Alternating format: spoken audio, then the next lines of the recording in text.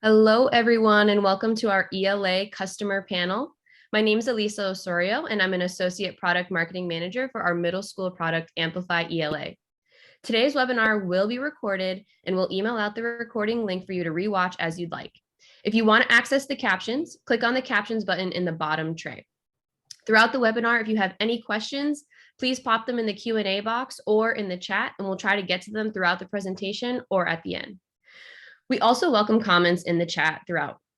Once again, thank you so much for being here with us, and it is my honor to introduce the wonderful Camilla Simpson, who is a Senior Product Specialist here at Amplify and our host for this afternoon. Camilla? Thank you so much. Hello, everyone. I'm very excited for today. This is a long-awaited moment, and I am going to just let our panelists dive right in and introduce themselves. For those of you that I haven't met before, I am a senior product specialist, but I've been a middle school teacher for many, many years, an instructional coach for many years, and one of the content writers of Amplify ELA. So when we dive in and we talk about adolescents and just the way they think and learn, it's near and dear to my heart and many others that are on this webinar and this time with you today. So without further ado, I want to also kind of hear from everyone. What is your role? Please go ahead, and there's a poll. So if you can just kind of let us know what's your role that's joining us today.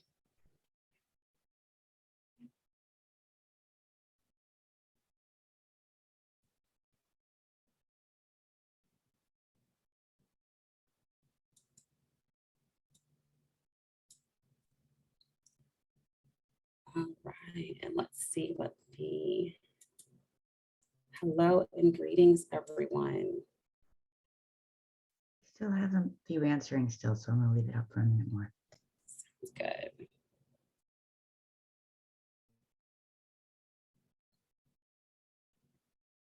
Okay, so we have quite a few teachers, but many lifelong learners joining us today, administrators, district leads, and thank you all so much for your time, for being here.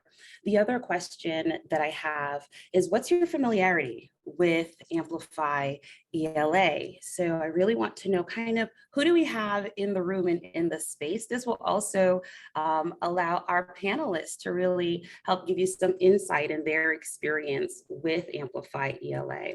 So as you're thinking about the time we spend today, what's your familiarity with Amplify ELA?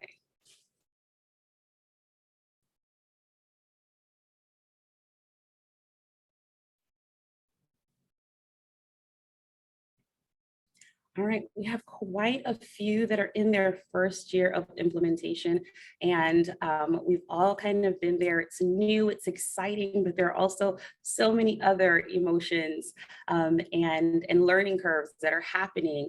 Multi-year users are also on the line, and many that are just discovering and want to know more about Amplify ELA. So we'll have an opportunity to do that today as well. Now let's dive into learning about our panelists themselves. And so I will stop talking for a moment and let them introduce themselves to you all.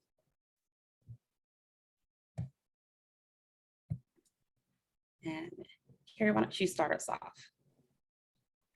Hello, everyone. I am Carrie Marochino. I am the Director of Curriculum and Instruction for a district in Ohio. Previous to that, I was a principal at an elementary building within our district, and I also taught 3rd and 5th grade for a combination of 16 years.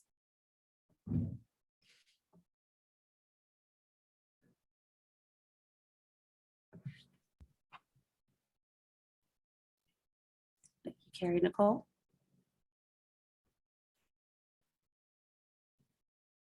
All right, Wendy. Hello, everyone. My name is Wendy Shocklee. I am currently a 6th grade language arts teacher at Green Intermediate School. Before teaching 6th grade, I believe this is my 16th year at 6th grade. I taught 2nd and 4th grade. And we just piloted the Amplify this spring and just adopted it for our school for the coming year. And my name is Allie Appel. I am our elementary ELA instructional coach here in Arcadia, Wisconsin. So we are actually using CKLA. So when I said I'll try to tie that into ELA, Amplify ELA for you. I taught second grade for 5 years, and then I was also a reading interventionist for 5 years. Hello, everybody. My name is Carmen Lee. I'm also from the Arcadia School District in Wisconsin. I am the Director of Curriculum, Instruction, and Assessment. Prior to this role, I was a reading specialist and taught middle school remedial reading along with Title I services for elementary students, and also was a 5th grade teacher and middle school teacher in other subject areas as well. So welcome and thanks for joining.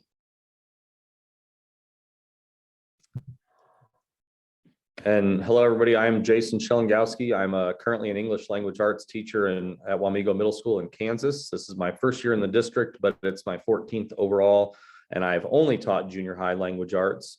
So that is the only thing I've had.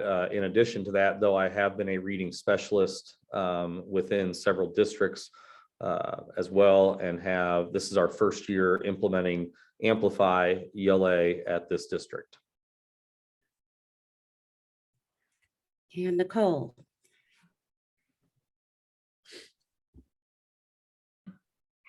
Hi, can you hear me? Yes. Okay, great.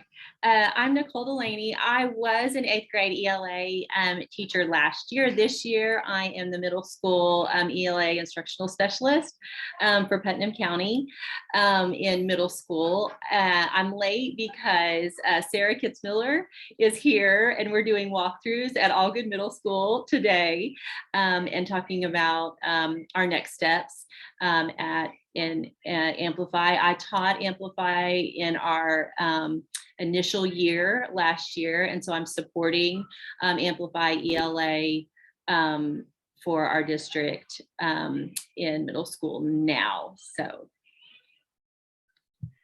thank you, all of our panelists, for those amazing introductions. And I think that has really just created some excitement from those that are in the room, just to know the variety that they'll be able to garner from all of your experiences. So before we dive in and hear from each of you, I know we have quite a few that are interested in just learning about Amplify ELA itself. So I want to take a few minutes just to go through some things about Amplify ELA.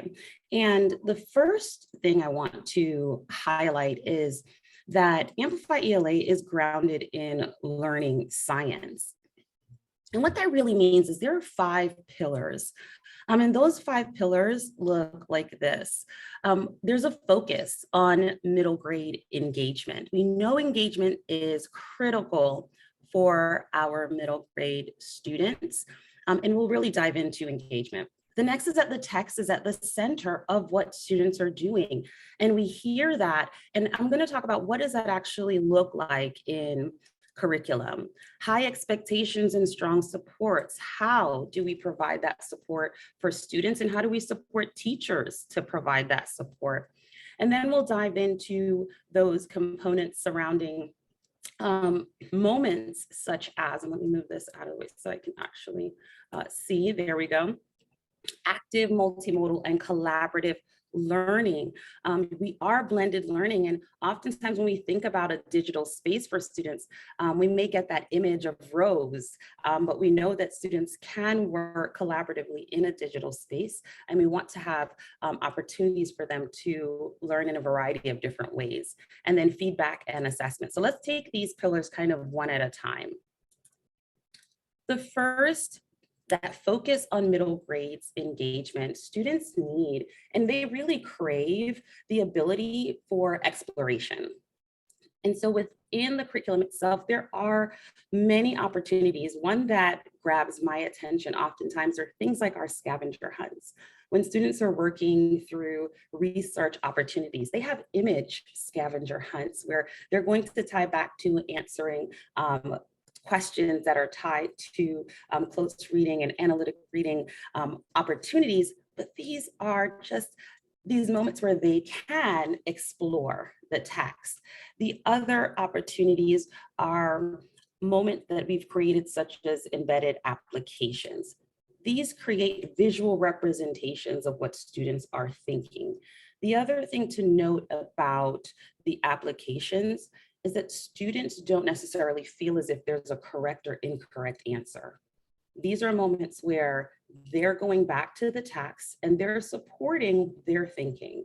They get to chart, let's say, using the hopometer, or they're moving furniture around in a room at the scene of the crime.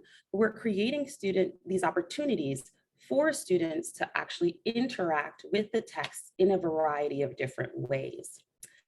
Another one that I enjoy are these immersive experiences when we think of Quest. And this really ties in another space for collaboration for students as well. When we talk about engagement for students, that also includes the opportunities for them to collaborate with one another. And so quests tie into the units themselves, and students get to explore and have a deeper dive into learning about those experiences. So for example, when students are learning about their Greeks unit and they go into Myth World, here they have the opportunity to expand their knowledge of Greek mythology with a variety of other characters outside of what they learned in their unit to help to free those characters from Medusa. So those are just some immersive experiences that take the text that's at the center of what students have been doing and really expand that out. Some other things that I want to know before we get into text selection and the second pillar is, what type of text selections do you teach throughout the school year? So take a moment and you'll have this poll question pop up. What type of selections do you teach throughout the school year? So I'm really curious.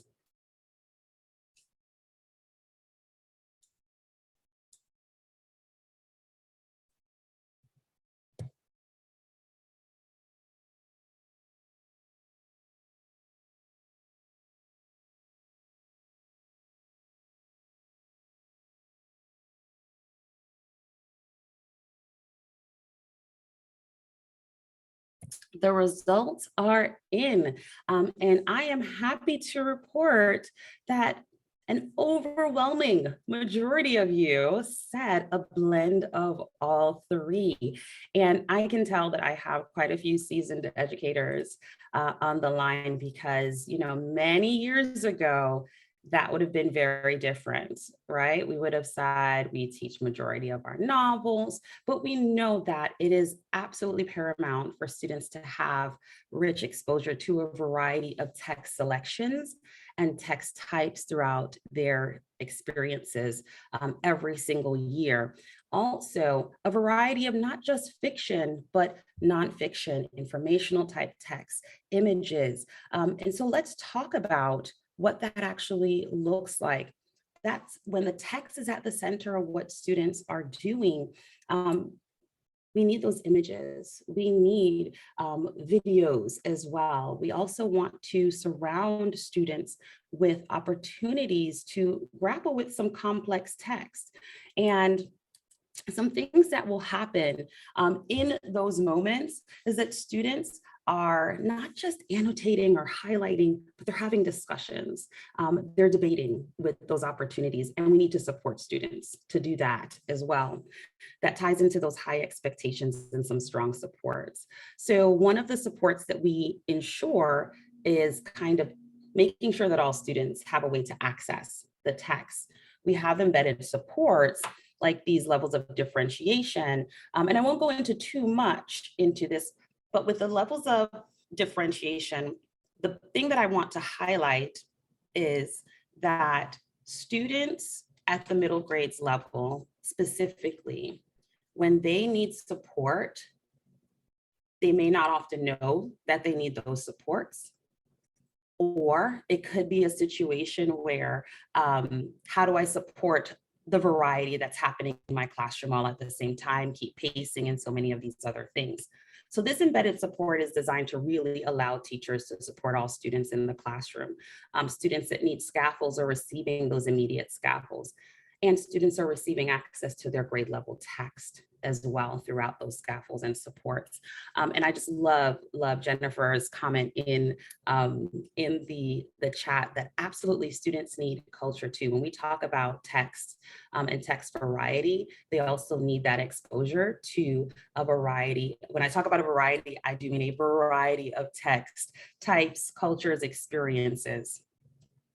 Some other things that are really important for students and teachers are things like background documents or even text previews. And I highlight these because as teachers, we would create these documents, or we would try to do these as instructional coaches. We try to share these with maybe caregivers. We'd create the differentiation, multi-language glossaries. These are things that already are created to really support what's happening inside of the curriculum. Author videos, dramatic readings, the active and multimodal opportunities that are happening are designed for students to encounter the text in a variety of ways, to hear the author's own voice with their works and their readings. And the very last few things are inside of the readers. When students are working in text on their own, they get to create and kind of own their own work. When students are working and they don't maybe know a specific word, that ownership, they can click on the word themselves and get that student-friendly definition. We want that transfer to happen for our middle grade students versus either students not saying anything or students not having the ability to interact with their vocabulary terms and words. And this is just one of many ways. When they're writing, they have the ability to come back to the text, and that integration is critical. What students are writing about is what they've been reading about. Their writing is tied into the reading, it's tied into the work that they've been grappling with, the discussions that they've been having. It's not in isolation. And then that collaboration comes right back around. They're sharing, they're response starters to really enhance and support the discussions happening inside of the classroom. Last is feedback and assessment. So lots of formative opportunities are happening at every lesson level, and we wanted to ensure that teachers have support to close the feedback loop. Students are going to grow when they're receiving constant feedback and support. That means teachers need support to do that. We're talking about language arts here, and when we get to writing components, in order to really help support students in their writing, we need to have that quick turnaround. So we're collecting data on how students are doing with those formative opportunities, including the writing. And now teachers can use that to close the feedback loop and have those conversations with their students. So those are just a few of the highlights and things I wanted to share about Amplify ELA. Now let's dive into our panelists. And my first question is, what brought you to Amplify ELA? And I know that we all had different experiences. So Allie, I'll start with you, and then feel free anyone else to kind of jump in to share your experience. We had been looking at curriculum and knowing we had kind of been learning about science of reading and realizing that our guided reading approach and use of our own created curriculum was not getting the results that we needed. And as we were digging into different curricular options, Amplify ELA just stood out to us as far as the content, the approach it had, what the students were doing. And we are now in year 1 of implementation.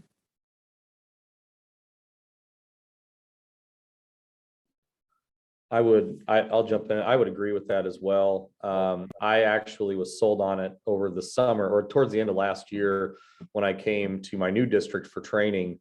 Myself and another teacher who actually had gone through the adoption.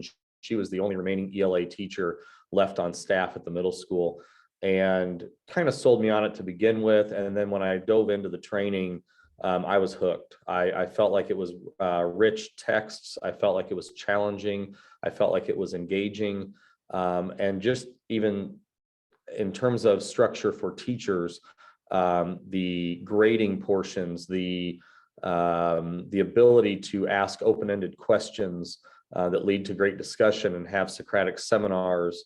There's a lot of flexibility with it. So I'm 1,000% sold and would be happy to continue any conversation with anybody that's watching today on why I am sold on it as well. I will jump in next. So our district, Wendy and I are in the same district. And as she mentioned, we were just a board approved earlier this week. So we have spent the past year looking at several different programs and using research from Ohio's plan to raise literacy, really to pinpoint the components that we needed. For several years, our middle grade teachers have been building their own resources and pulling together supplemental materials. So it was very important for us to find a program that would provide teachers with everything that they need to support just the diversity that we have within our students' levels and needs. And this program was a leading program for the whole year of the study. And recently we just made the decision to move forward. I feel like using the pilot resources really made a difference from our teachers. Initially, we were just looking at the sample resources, but actually being able to use the pilot end of things for both teacher and students made a big difference in our understanding of how all the components work together. I'll jump in next. We in Putnam County in Tennessee, our elementary schools had been using CKLA. We at the middle school, I had been in Putnam County for 7 years and taught 4 different curriculums. The first one I had developed on my own. And then we did several other things. We did Learn Zillion. We did oh gosh, I can't even remember all the different, but so I think for us, it was a streamlining of CKLA is working. We're having buy-in at our elementary level. What can we do to streamline that at the middle school where we can continue to have productive PLC? We can plan together as a district instead of all 6 of our middle schools, everybody doing their own thing. We can come together as a consensus and begin to use something. I have loved the opportunity to be in this position because I've gotten to learn more and more things about Amplify. And I'm looking and hoping to continue to facilitate that with our teachers. And I'm the same as I think Jason mentioned that I am 100% sold. I think that this is such a vast platform that provides and checks so many boxes for us. I think it's being in a district that is used to having to create so many things. It's hard to make that shift of we're going to now be given those things. We don't have to personalize. Everything is there for us. We're going to teach tier 1 instruction in our classroom every day. Our expectations are here. That's what Amplify encourages, and being knowledge builders. So I am 100% in with Amplify as well.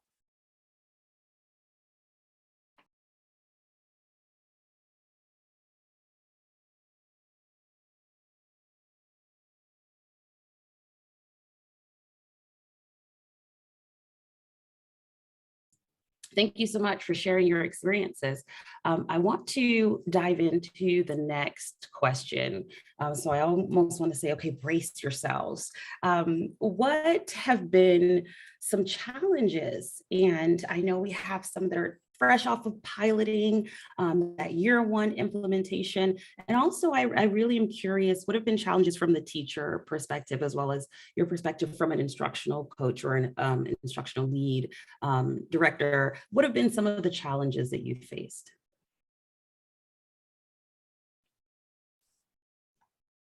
I'd be happy to jump in.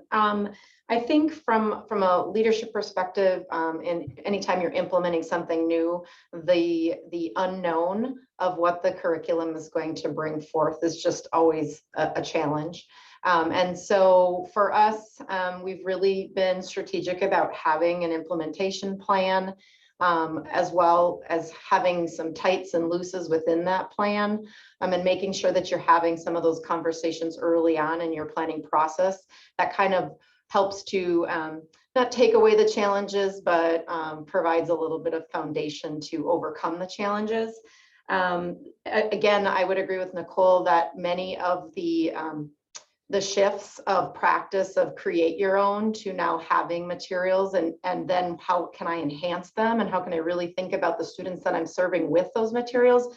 That shift in thinking is a very big challenge, especially in the world of ELA, in which many teachers have created their own units for many, many years. So just making sure to support our staff. And the one cool thing about Amplify ELA is that there is flexibility, as others have said, around with the 100-day pathway.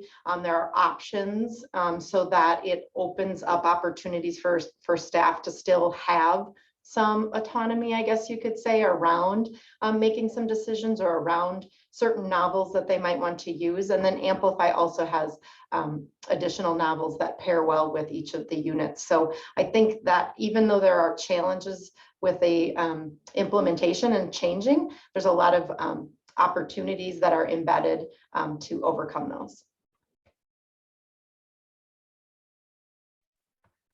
And I'll jump to that too. I am not the type of person ever that has ever been a canned curriculum kind of person. I felt like if I had to be scripted to be told how to teach, then it's not for me anymore. And I love teaching too much. And so when I had joined into this, one of the things that I looked at was, well, that flexibility, that 100-day pathway, how does it work? And quite honestly, some of the lessons do take more than one day. And the one thing that I think is beneficial about that is if you're the type of person who's a scheduler and a planner and you have to have things kind of in your way, I think the flexibility actually comes in how you actually schedule. For me, I don't do any more than 3 lessons a week because I want to save time for any follow-up questions or whatever. But at the same time, on those 2 other days a week, I have it as catch-up time. I have it as individual work time with kids. I have it as other things that definitely need to happen within an ELA classroom. And I still think it leads to just telling everybody on here that while we all have our lessons that we've completed for years, and kind of like Carmen had hinted at, is it's hard when you've built things for years and years and you're right where you want it to be, and all of a sudden it's like, bam, now you're doing something different again. I've seen that kickback as well. We have people of all different levels of education on our ELA team here, and there has been some kickback, whether it's with the kinds of texts or things and raising questions. But one of the things that I really appreciate out of my curriculum director is he had talked about staying true to it this year, and then we can make some changes for next year and add or subtract to if we know things that are a little bit better in addition to what we want to do. But I'm going to be honest with you, I'm still 100% with this, and I can still mold in my personality and the things that I want to do within this curriculum. And I might have had to learn to read some different pieces that I never read before, and I had to leave behind some novels that I love. But you know what? You can still encourage reading outside of the curriculum, and that's one of the things that I actually do with my kids, is encourage reading outside the curriculum, and not in a canned program way either, like AR or anything like that. It is a distinct program to what I've developed, and it's very open-minded. And so I've seen the same challenges. I just feel like it's something that everyone can get on board with the right kind of training. And Amplify's trainers are like primo. I'm not going to lie. They come in, they're knowledgeable. And I've been to some that when you ask questions, there's a better chance you know more than that trainer. And that's not the case with Amplify. I can go off of Jason's talking about the trainers. So pacing was one of our biggest questions and struggles with our teachers. Again, we have kindergarten through 5th grade is using CKLA, and then our state is using Amplify ELA. And pacing was a question we had all the time. As an instructional coach, I'm trying to help them work through that, but seeing there are a lot of pieces in these lessons, and year one, we need to slow down and explain things more and build a little bit more background knowledge. But with that being said, looking at the alignment from CKLA into Amplify has been huge. A lot of the content areas align, like they're working on poetry in multiple grade levels to build up to the middle school. They're learning about the Greeks, which again comes up in middle school. The science, all of these topics. Again, and I have, as a parent too, I have a child in kindergarten and a child in 3rd grade. They've never come home talking about what they're reading so much before, or some of the vocab they use. I was like, let me look that up quick to be sure I know what you're saying. It's amazing. One of our biggest excitements is the skills that happen in CKLA. We are spending an hour every single day, which we never did before, teaching them how to read, which we are so excited to watch that trickle up through the grade levels, and these rich context and stories that these kids are reading will be easier for them to understand and work through and talk about as they've built that content background knowledge and had a good foundational reading instruction in elementary. I'll jump in now. Jason, I'm glad you said that, your first year you did just 3 lessons a week, because I piloted this year and I was reading like, oh, this will take you 10 minutes. And I was like, yeah, I don't know if that'll take us 10 minutes. So I'm glad to hear that, because I was taking 2 days to get through a lesson. And I tried not to I'd make my lesson plans, but I kind of stopped, like you said, and just said, you know what? We're stopping here for the day. This is a good stopping point. And I felt good about it, being able to pick up the next day right where I left off. One of the things that I struggled with as a piloting this year, though, was the grading of it. They do give you great reports. Everything prints out color coded. You can see the questions, which kids missed, how many missed it, ones that you might have to go back on. But our district does an 80-20, where 80% of their grade comes from achievement scores and 20% comes from practice scores. And at first I was grabbing the solos because I thought, oh, that's independent reading. But I'm having to shift my mindset on that because it's where they introduce the text. And I was like, that's not really fair to give them an achievement score on that. So that's something I went through my notes this year and wrote down that I need to go back through next year and really focus on what would be considered achievement and what would be considered a practice score. And I don't know if anyone else has any suggestions or how they score their kids or the grading portion of it, what you bring into their grade card. Wendy, I can speak to that just a little bit. I struggled a little bit with that as well when I was first teaching Amplify. And so for me, it was a division of how was I going to divide a portfolio? And so showing my students what, we want them to build their writing, to build those components within, but we also have a practice in a vocabulary. And so then there was a goal setting through that vocabulary, and they knew what goals that they had to achieve. For in the beginning, it was just the activities, and then it was how many activities are you completing. And so those items I think would be considered, in your practice.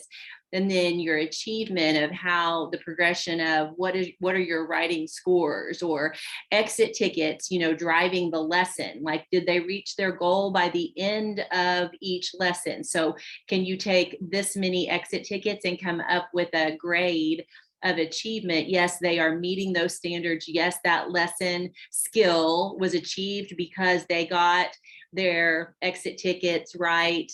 How many points do you want to, that could be built in within that. So I would build portfolios with my kids. They would not only have to have it in their Amplify, I'd also encourage them to check that feedback on Amplify, but they also had it, I would type it out a little bit. I know that's a little bit extra, but they would check it. It's here digitally. It's finished. This is what I got on it on the digital platform. This is what Miss Delaney said to me about this. So they would have that feedback component, and you could divide those kind of components up into achievement and practice. I don't know if that helps at all, but those are the kind of things that I worked on through the EAMs in Amplify. And that took me a little while to figure that out and to make that feasible for my 8th graders. No, thank you. That does help. I was like, oh, do I have to put a score in every day for an exit ticket? But I like combining them with the skills that they're talking about. Yeah, I felt that it was very helpful, and they would see it in multiple places on their digital platform in front of them. It was on the board. I would say, this is your lesson goal. This has to be in your portfolio. This we did out loud together in practice. So I'm not going to, we've already talked about it in an assessment like together. So this, I'm going to go back and I'm going to look specifically at this to make sure that you have these components so I can see that you achieved your goal for that lesson. Well, and in addition to that too, like, because grading was something that, you know, people on my staff are still wondering about, and I feel like I'm very comfortable with how I do it. Because I'm not saying every kid's passing my class. I'm not going to sit here and pretend like I don't teach middle school, and there's kids who are about as disengaged as most in a coma some days. But at the same time, a lot of what people don't understand about Amplify sometimes is the buildup. You know, you do a lot of back building into your writing, and then from the writing, you do a lot of I think your, you know, tabs 7 or 8 or towards your end, towards your exit ticket, are more like reteach and evaluate. Did we understand? And I think a lot of people, when they see how much is in it, they're like, oh my goodness, how do I grade all of this? Well, you don't. What you do is the kids never have to know the difference in terms of how much you grade, but you can talk to them about specific things you grade individually. And that's what I've actually seen a huge improvement on is kids will come to me and ask, because I'm a process person. I don't believe that once you've just gotten this grade that it's time to move on. If they get, you know, if there's 5 solo questions and they get 3 out of the 5 right, and they want to know what they missed, I'm going to tell them, I won't tell them the answers, but I'm going to say, well, you missed questions 3 and 5 if you'd like to go back and investigate it again.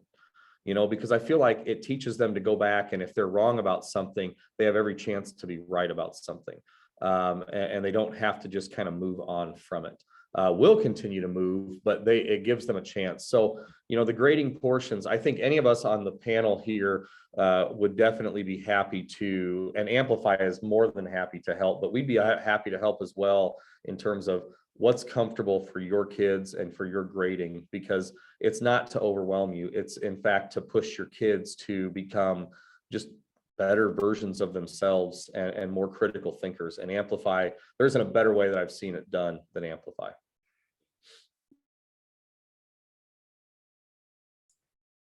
I think that the portfolios and just the variety and the usage of those scores, it's always interesting to hear, because just on this panel alone, everyone has a different scoring requirement or system. And you have all of this data, right? Sometimes it's almost just like, I'm coming from not having anything or not having enough to having so much. What do I do with that space? And these are just some really powerful suggestions and recommendations, just hearing from you all what to do and how to really allow students opportunities to go back and look at their work and look at a collection of what they've been doing and producing inside of the classroom. Other challenges that you may have faced or even kind of currently facing, what could be some challenges with just adopting the new curriculum? Teacher pushback, or am I opening a different can of worms there? I can offer something else also. When I went to pilot this, there's a lot that you can get as a teacher. And I printed off, you know, the lessons, and each lesson tends to be 13, 15 pages long. And I'm like, this is one class period. But you know, you go through it. I went through it. read through it. I got on the computer, and you have to go through it on the computer also. You can't just look at what's on the paper. But, you know, once you get how Amplify sets up the lesson, it becomes easier, and you're like, okay, I understand what they want them to do. But, you know, I will be honest, the first I got it, I was very overwhelmed and didn't know where to start. But I just kind of dove into it. And as I worked through a few lessons, I was able to just get that confidence the next lesson of, okay, I think I get this. So, you know, anyone that's trying it, I would say, you know, you're going to have those feelings at first. I think one thing. Oh, I'm sorry, Carrie, go ahead. No, that's okay. I was going to piggyback off Wendy. Wendy is an amazing teacher and really has jumped in. And I think that jumping in really made a world of difference. At first, we were, as I said, we did not opt to pilot at first. So we were looking at the temporary license that we had online, and we had the print samples, and we were really trying to marry the two of them, which caused some confusion for us, because I think we all realize that when you are teaching, when you're using digital resources, they're similar, but there are things that have to be different for digital to be successful as print resources.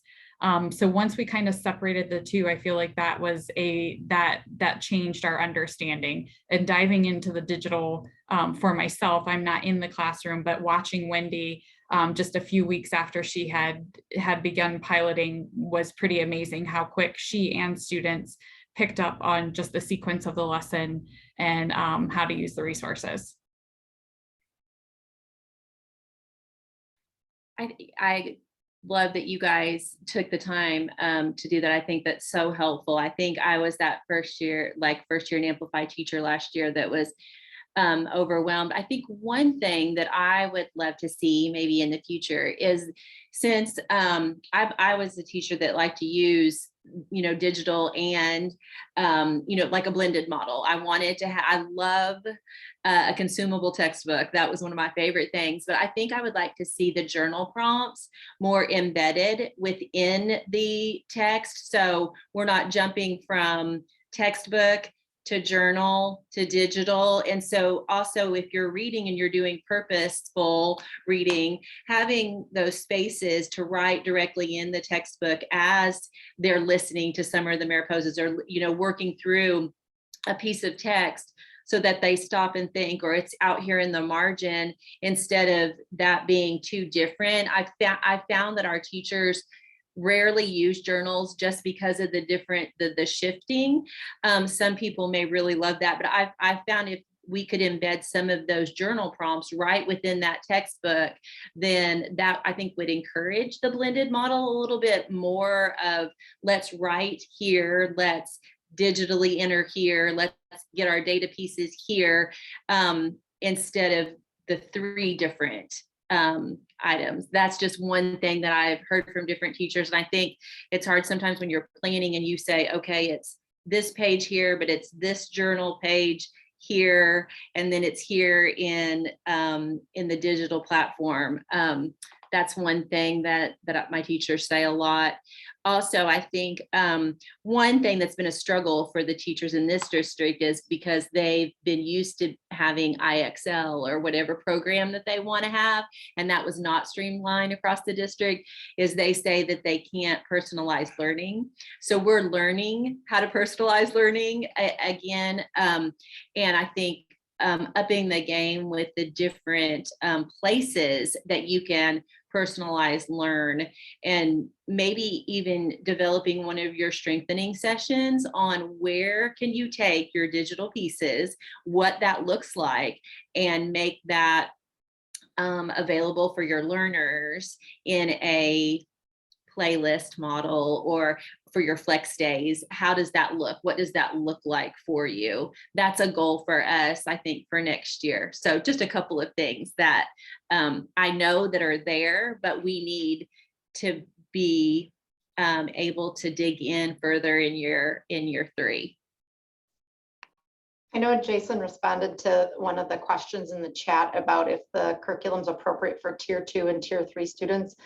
I believe that it's our responsibility as educators, and it's what's right for kids to make sure that they are exposed to grade level text and rich text. Through that rich text, they're developing their oracy and their vocabulary, which allows them to close gaps. And so if you have a good multi-tiered system of support that allows students to have other opportunities to close the gaps and wherever they may be in literacy, them being exposed to that grade level text is really going to make a difference for them. And I think because we're not planning our lessons as educators, as teachers, because it's been developed for us, we can be more creative in thinking about how do we scaffold for those students who do need those extra supports, and really collaborate with our peers of saying, what kinds of sentence stems am I going to put in place? What kinds of visuals do I need for these students, or whatever the case may be, depending upon their needs. So it just instead of lesson planning per se, I can now think about instructional planning to reach the needs of my students.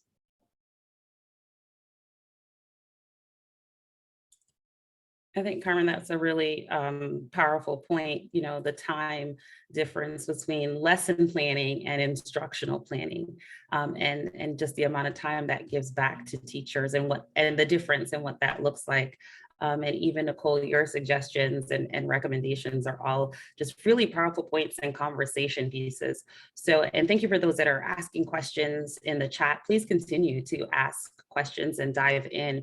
So we're coming up to our last question. So if you have some questions or some things that you want to know or ask our panelists, please feel free to type those into the chat. We'll maybe have some time to get to them. But I really want to know from our panelists, what have you learned, or what are some key takeaways that you can share or bestow upon those of us that are here about Amplify ELA?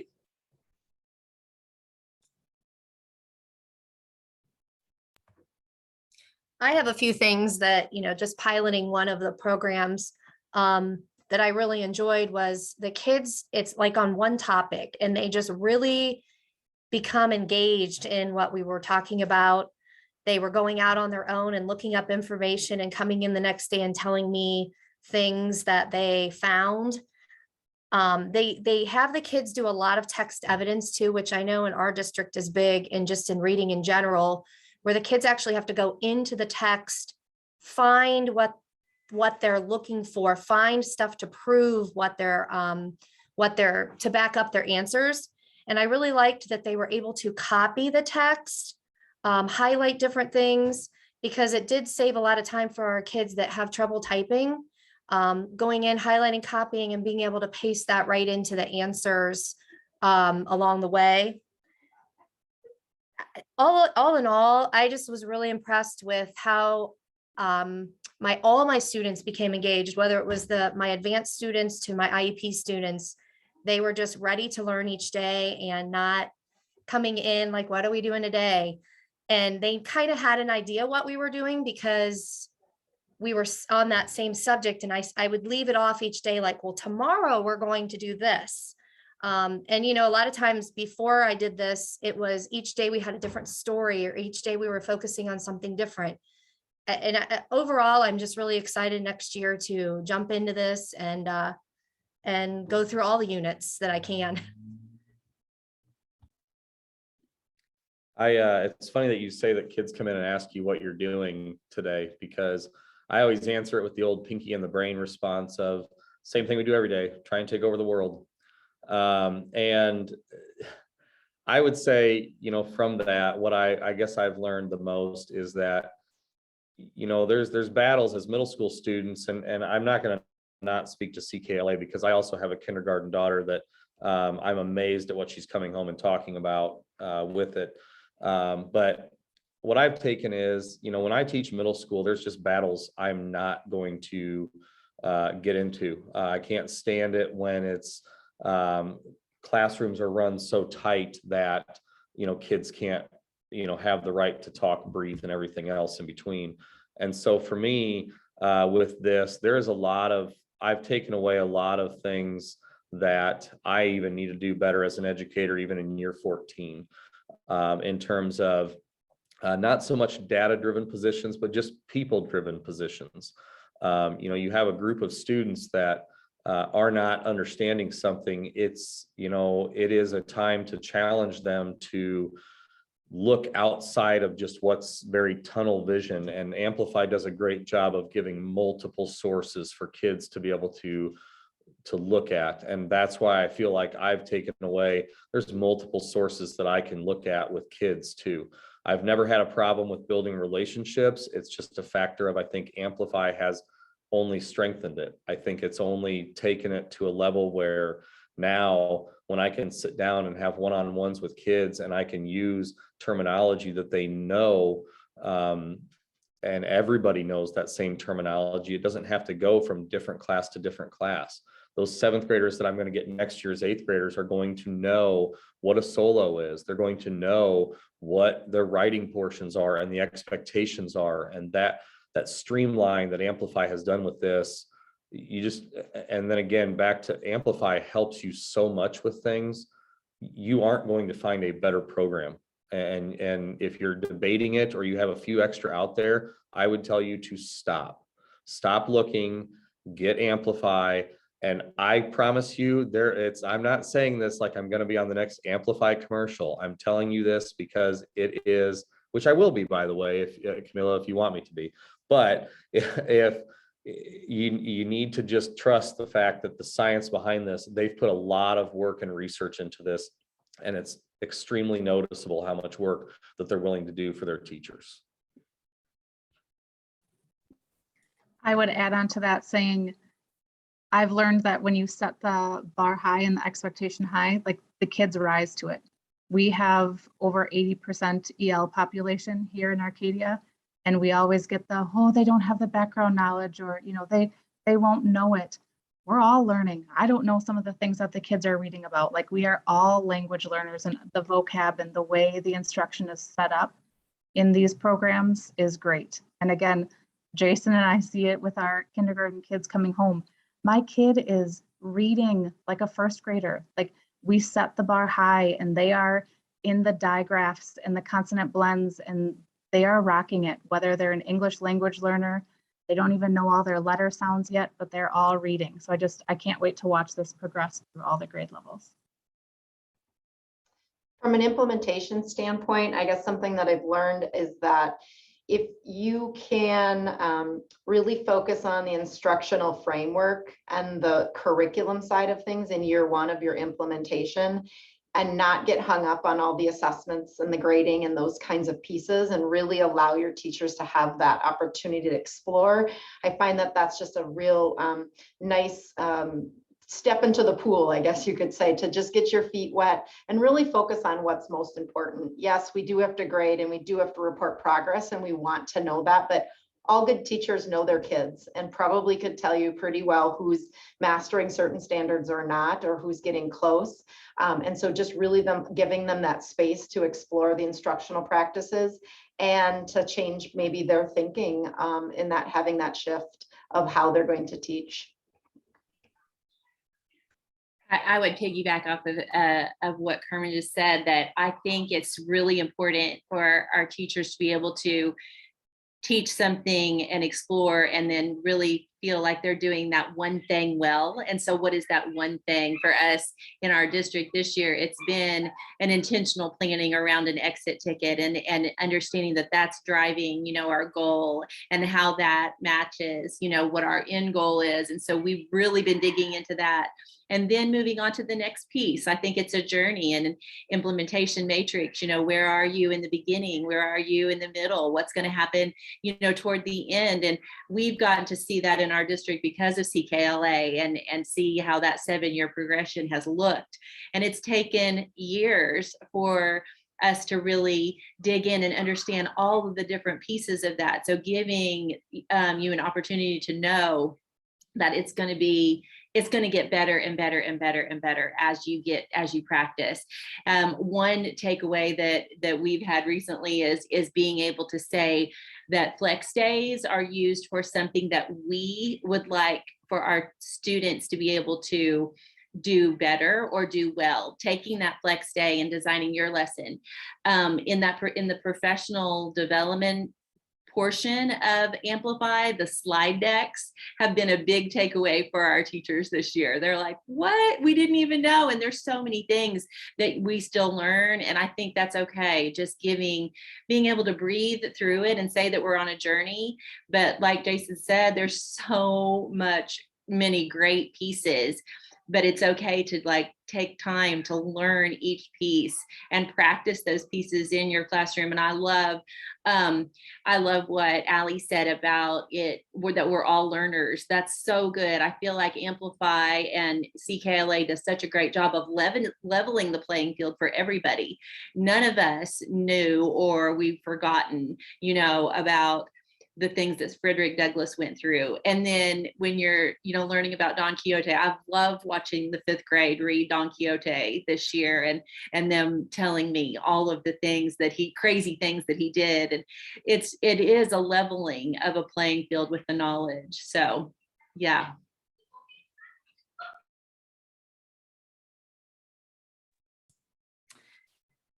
In being new to Amplify, one thing that I've learned as an administrator is just the responsiveness of Amplify's staff has been wonderful. From the sales rep that we have worked with, she has answered, I can't even count the number of questions that she's answered that we have had, and that has been visits to our district, phone calls, emails, Google Meets, you name it. And the presenter that came out and presented for us, we've connected with her, and she has gone above and beyond to provide us with additional resources and respond to questions. So being new to the program and making that decision, that of course made us feel more comfortable in our decision, knowing that support would be there for the teachers and for the administrative team as well as we begin the implementation journey. I like that term. And what time flies when you are absolutely having fun. Thank you so very much to everyone that has joined. Thank you to our panelists. This was absolutely an amazing experience. I know that all of our participants gained so much insight into Amplify ELA, and your experiences really has helped them tremendously. Some things to know as we kind of wrap up our time together today. We have some upcoming webinars as we continue.